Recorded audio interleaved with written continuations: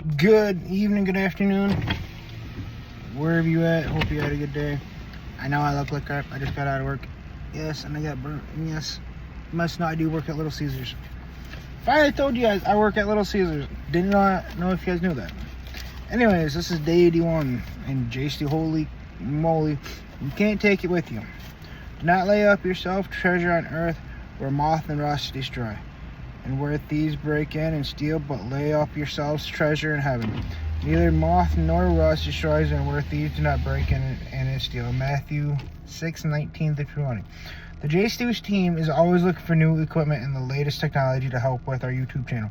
In 2023, we found a new drum that was perfect for our needs. After a few practice runs with it, we set out to film a video on a lake. For the video, Justin and I were going to spend the night sailing in a micro yacht that our team built. If you're wondering what a micro yacht is, well, picture a floating vessel barely big enough for two people that's powered by bicycle pedals. And nobody said we were trying to win a major boat race here. About halfway through our yacht adventure, we launched the drone to get some sick shots. Unfortunately, it crashed into the lake, never to be seen again. We lost all the footage. I won't say who did it, but first name starts with J, ends with Austin. But again, don't point fingers or anything. When we called Rick, our tech expert, to share the bad news, he replied, "It breaks my heart a little bit. The thing was hard to get. Such is life. Some days you get amazing aerial shots to enhance your videos, and other days your super cool drone, a big chunk of money, sinks in a lake." Our drone debacle was a stark reminder that nothing in this life lasts forever. Money runs out, but possessions get old, break, and get lost.